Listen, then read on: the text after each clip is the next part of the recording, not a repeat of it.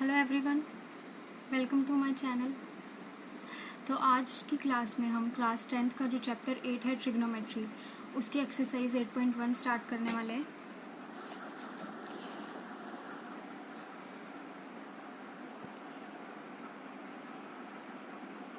सम start करने से पहले हम जो बेसिक है उसका एक बार रिवाइज कर लेते हैं। बाकी जो 8.1 का बेसिक है वो मैंने एक और वीडियो में 8 चैप्टर की वीडियो में एक्सप्लेन किया है। सम स्टार्ट करने से पहले जो 2-3 इम्पोर्टेंट फार्मूलाज हैं हम उनको रिवाइज करते हैं। तो हमने पढ़ा था कि जो फॉर्मूला होता है साइन ए का,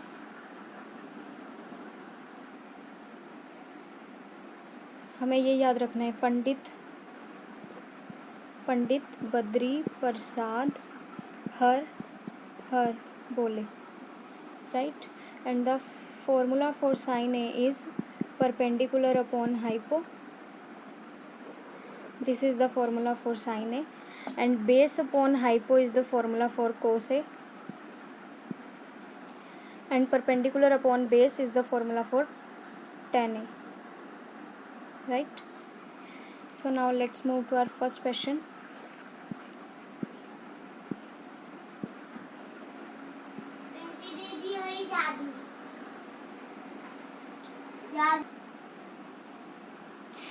तो हमारा फर्स्ट क्वेश्चन है, in triangle A B C right angle at B, एक राइट एंगल ट्राइंगल है।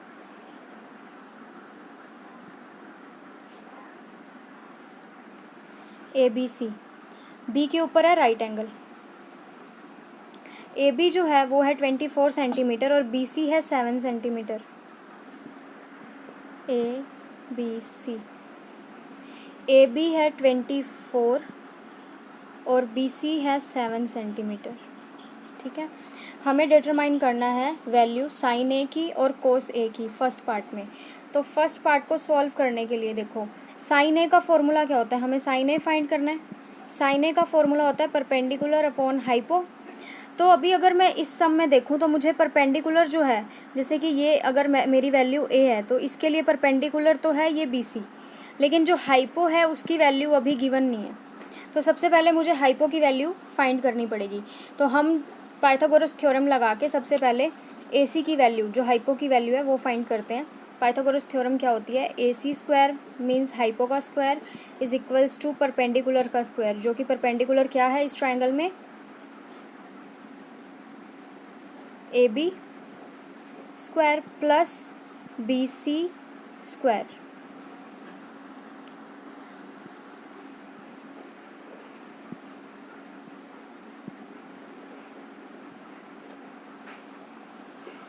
तो अब अगर मैं ए सी की वैल्यू देखूं तो ए सी की वैल्यू तो करनी है हमें find, A C square is equals to, A B square की वैल्यू क्या है, ए बी की वैल्यू है 24, तो 24 का स्क्वायर क्या होता है 576 प्लस बी सी 7 है, बी सी का स्क्वायर क्या होगा 49।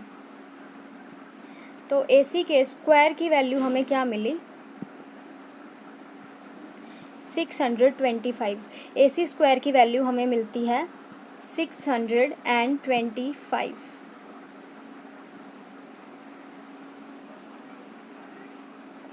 तो अब मुझे तो ए सी की वैल्यू चाहिए, ए सी स्क्वायर की वैल्यू नहीं चाहिए। अगर हम बोथ साइड पे कर दें square root by applying square root on both side, ये आपने मेंशन कर देना, by applying square root on both side. जब हम स्क्वायर रूट अप्लाई करेंगे दोनों साइड पे, तो जो 625 का स्क्वायर रूट होगा और जो इसका स्क्वायर रूट होगा ए सी स्क्वायर का, स्क्वायर से ये रूट तो कैंसिल हो जाएगा और 625 का स्क्वायर रूट होता है 25। तो मुझे ए सी की वैल्यू मिली 25 सेंटीमीटर। आई होप इतना आप सबको समझ आ गया होगा। तो हमें मिली है ए सी की वैल्यू 25।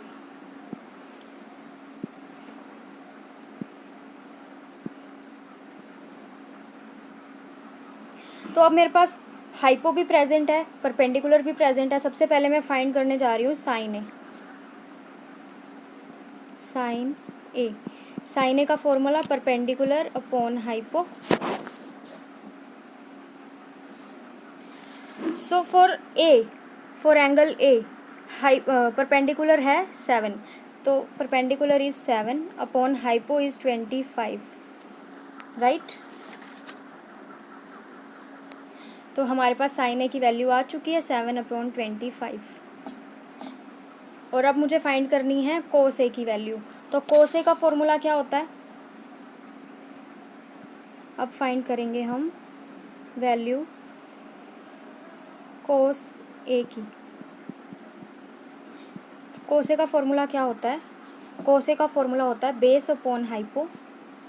तो वैल्यू बेस की क्या है, बेस की वैल्यू है 24 ए के लिए। जब हम एंगल ए की बात कर रहे हैं तो बी सी तो परपेंडिकुलर बना, जब हम एंगल ए की बात कर रहे हैं तो बेस क्या होगा ए बी, जो कि 24 है, और हाइपो 25। Base 24 and hypo 25। तो ये मुझे मिली कोस ए की वैल्यू। आई होप इतना आप सबको क्लियर हो गया होगा। तो अब हम देखते हैं बी पार्ट। बी पार्ट में वो क्या पूछ रहा है,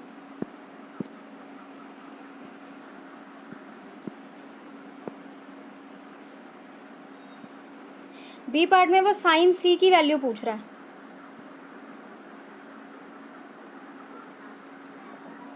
बी पार्ट में वो साइन सी की वैल्यू पूछ रहा है ना हमसे, साइन सी।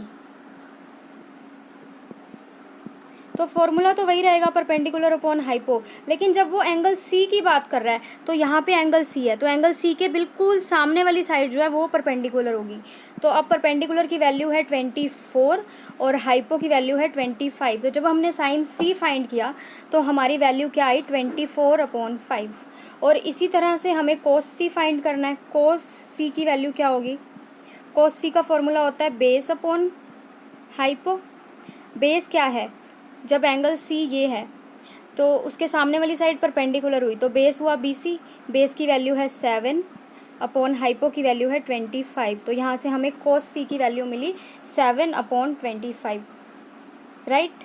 सो यहाँ पे हमारा फर्स्ट क्वेश्चन जो है वो क्लियर होता है, कंप्लीट होता है। Let's move to our second question. तो सेकेंड क्वेश्चन में वो क्या बोल रहा है, इन फिगर 8.13, यही फिगर है हमारी 8.13। इसमें फाइंड करना है मुझे tan p minus cot R. tan p minus cot R की वैल्यू क्या होगी, ये हमें फाइंड करना है।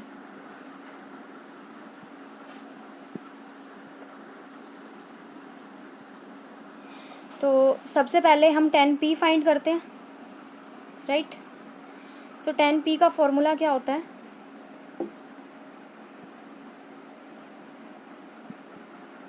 Perpendicular upon base. और वो tan p जब एंगल p है तो यहाँ पे रहा p, p के बिल्कुल सामने वाली साइड जो है वो होगी परपेंडिकुलर। जब वो यहाँ एंगल p की बात कर रहा है तो हम देखेंगे कि एंगल p ये रहा, p के बिल्कुल सामने जो साइड है ना वो परपेंडिकुलर होगी।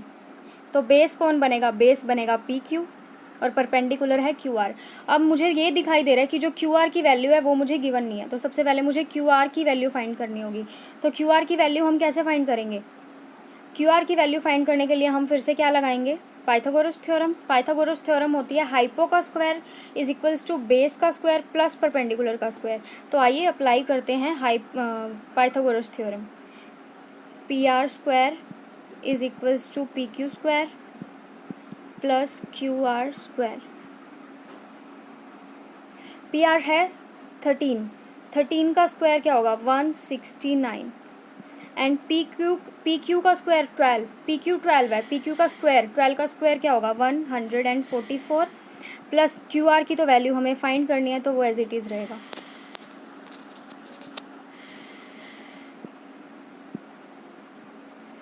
तो अब हम अगर सॉल्व करें 169 में से 144 अगर हम माइनस करते हैं तो मुझे मिलेगा 25 और क्यू आर स्क्वायर क्या मिला 25, क्योंकि ये जो 144 है ये 144 जो है इक्वल के उस तरफ जाके माइनस होगा ना 169 से। तो जब ये 169 में से माइनस हुआ तो मुझे मिला 25 और राइट साइड में क्यू आर स्क्वायर पड़ा है, लेकिन मुझे क्यू आर की वैल्यू चाहिए ना कि क्यू आर स्क्वायर की। तो अब हम अप्लाई करेंगे square root on both side. आप ज़रूर मेंशन करना by square root on both side. तो जब मैंने स्क्वायर रूट अप्लाई किया दोनों तरफ तो इस स्क्वायर से ये रूट कैंसिल हुआ और Q R is equal to under root 25 का स्क्वायर रूट होता है 5। तो क्यू आर की वैल्यू मुझे क्या मिली यहाँ पे, क्यू आर की वैल्यू मुझे मिल गई 5। I hope this is clear to you all. Q R की वैल्यू 5 आ गई। अब मेरे पास परपेंडिकुलर है, हाइपो है और बेस है। अब जो है हम tan p की वैल्यू और cot r की वैल्यू इजीली फाइंड कर सकते हैं।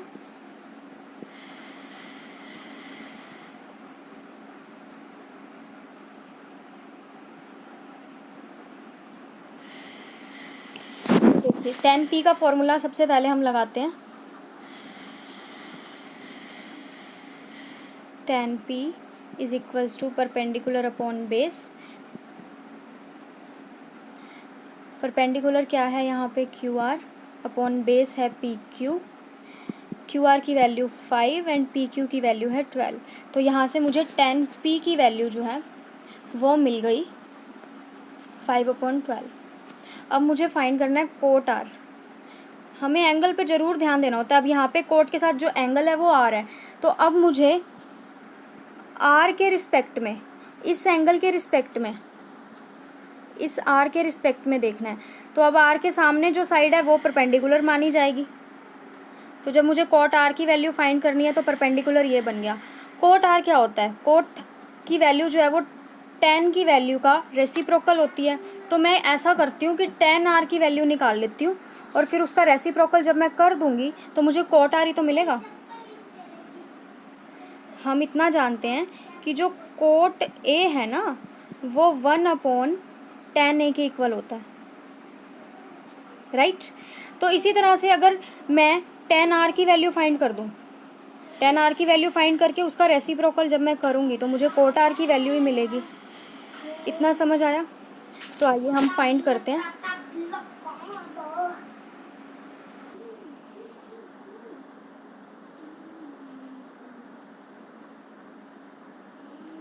तो अब हम फाइंड करते हैं सबसे पहले वैल्यू tan r की।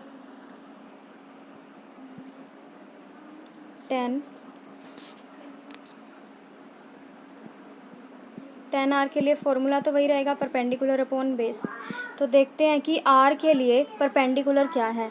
r के लिए परपेंडिकुलर है पी क्यू, ठीक है।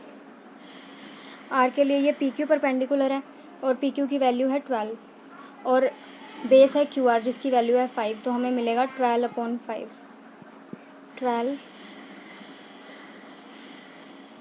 12/5 tan r मुझे मिला 12/5, लेकिन मुझे कोट r फाइंड करना है। कोट r क्या होता है, tan r का रेसिप्रोकल। तो tan r की कोट r की वैल्यू मुझे मिलती है यहाँ पे 5/12। अब मुझे एक्चुअल में फाइंड क्या करना था, मुझे फाइंड करना था tan p minus coat r। मुझे फाइंड करना है tan p minus coat r। तो tan p की वैल्यू है 5/12 एंड कोट r की वैल्यू है 5/12। तो क्या करेंगे अब हम करते हैं माइनस।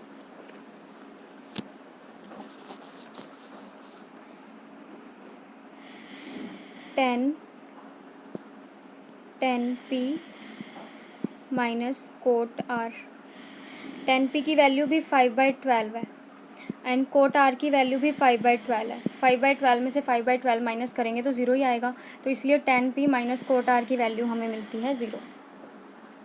तो यहाँ पे हमारा सेकंड सम जो है वो कंप्लीट होता है।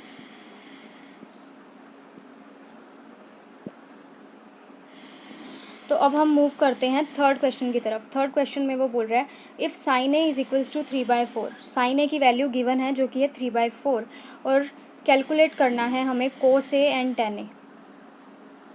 तो साइन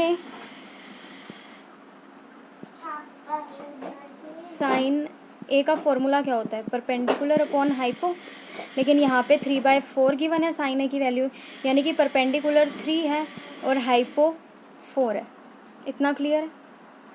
तो मुझे परपेंडिकुलर और हाइपो गिवन है। अगर मुझे tan ए फाइंड करना है तो मुझे बेस भी चाहिए होगा। तो मैं बेस फाइंड कर लेती हूँ पाइथागोरस थ्योरम लगा के। पाइथागोरस थ्योरम क्या होती है, परपेंडिकुलर का स्क्वायर इज इक्वल्स टू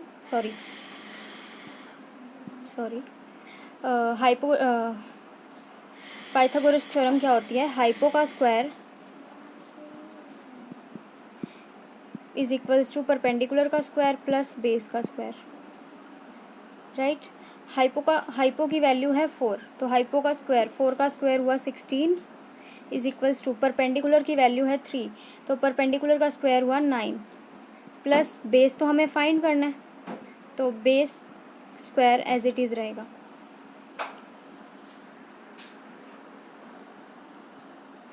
अब 16 में से अगर मैं 9 माइनस कर दूं, क्योंकि 9 इक्वल के उधर जाएगा 16 के पास, 16 में से 9 माइनस किए तो मुझे वैल्यू क्या मिलेगी, बी स्क्वायर मुझे मिलेगा 7। तो मुझे तो बी की वैल्यू चाहिए, तो इस तरह से बी की वैल्यू क्या आएगी, √7, क्योंकि हम बी स्क्वायर की वैल्यू मिली 7, दोनों तरफ स्क्वायर रूट अप्लाई करेंगे तो बी की वैल्यू आई 7। इतना क्लियर है। बी यानी कि बेस। अब मेरे पास परपेंडिकुलर है, हाइपो है और बेस, तीनों चीज़ें प्रेजेंट है, तो अब हम अपने क्वेश्चन को ईजिली सॉल्व कर सकते हैं।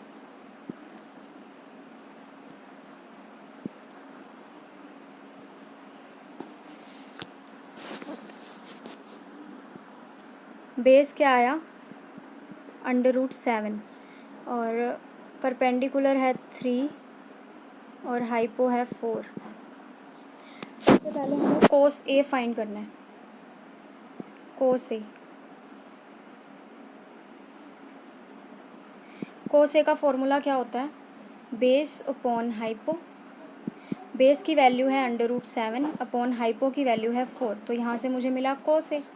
और इसी तरह से tan ए का फॉर्मूला अगर हम अप्लाई करें, tan ए का फॉर्मूला क्या होता है, परपेंडिकुलर अपॉन बेस।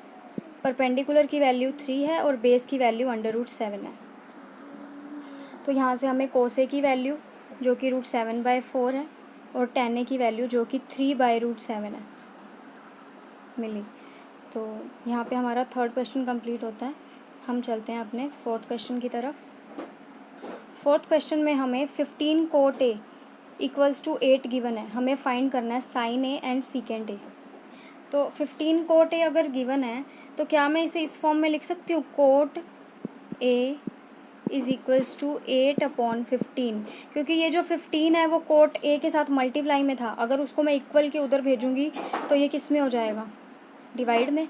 और कोट ए जो है वो रेसिप्रोकल होता है tan ए का, तो यहाँ से मुझे tan ए की वैल्यू भी मिल गई। tan ए की वैल्यू मुझे क्या मिली, tan ए की वैल्यू मुझे मिली है 15/8, ठीक है। और tan ए की वैसे फॉर्मूला क्या होता है tan ए का, परपेंडिकुलर अपॉन बेस। इसका मतलब है कि मुझे इस क्वेश्चन में गिवन है परपेंडिकुलर जिसकी वैल्यू है 15 और मुझे गिवन है बेस जिसकी वैल्यू है 8, राइट।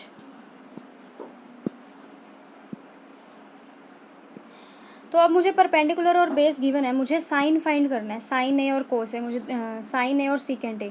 तो मुझे डेफिनेटली यहाँ पे जो है हाइपो की वैल्यू चाहिए होगी, तो मैं अभी से ही पाइथागोरस थ्योरम लगा के हाइपो की वैल्यू फाइंड करती हूँ।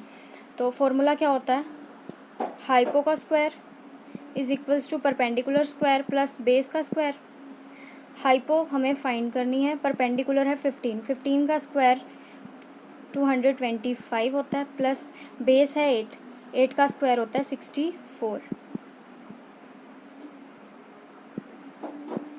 तो हाइपो का स्क्वायर मुझे मिला 289, हाइपो का स्क्वायर मिला है ये 289, लेकिन मुझे सिर्फ हाइपो की वैल्यू चाहिए। तो अगर मैं दोनों तरफ स्क्वायर रूट अप्लाई कर दूं, तो दोनों तरफ अगर मैंने स्क्वायर रूट अप्लाई किया तो स्क्वायर से ये रूट कैंसिल हुआ और 289 का स्क्वायर रूट होता है 17। तो इस तरह से मुझे हाइपो की वैल्यू जो है वो मिली 17। अब मेरे पास परपेंडिकुलर की वैल्यू भी है, बेस की भी वैल्यू है और हाइपो की भी वैल्यू है। हाइपो की वैल्यू क्या है, 17। तो अब हम साइन ए फाइंड कर सकते हैं इजीली। तो साइन ए फाइंड करते हैं, sine A perpendicular upon hypo, perpendicular is 15 upon hypo is 17, तो ये है हमारी साइन ए की वैल्यू। और अगर हम एक और चीज़ देखें, सीकेंट ए, सीकेंट ए क्या होता है, सीकेंट ए जो है 1/कोस ए, के इक्वल होता है, यानी कि cos A का रेसिप्रोकल। तो अगर मैं यहाँ पे cos A की वैल्यू निकाल के उसका रेसिप्रोकल कर दूँ तो जो भी वैल्यू आएगी वो सीकेंट A की वैल्यू ही होने वाली है। तो इसलिए मैं यहाँ पे सीकेंट A को फाइंड करने की जगह cos A फाइंड करने वाली हूँ। तो cos A का फॉर्मूला क्या है, बेस अपॉन हाइपो। बेस की वैल्यू 8 है, हाइपो की वैल्यू 17 है, लेकिन मुझे फाइंड करना है सीकेंट। सीकेंट क्या होता है, cos A का रेसिप्रोकल। तो सीकेंट A की वैल्यू आएगी 17/8। Is this clear to you all? I hope ये आपको समझ आ गया होगा कि जो सीकेंट A है वो 1/cos A के इक्वल है, इसलिए मैंने cos A की वैल्यू फाइंड करके उसका रेसिप्रोकल कर दिया, तो मुझे सीकेंट A की वैल्यू मिली 17/8। तो यहीं पर हमारा फोर्थ सम जो है वो कंप्लीट होता है।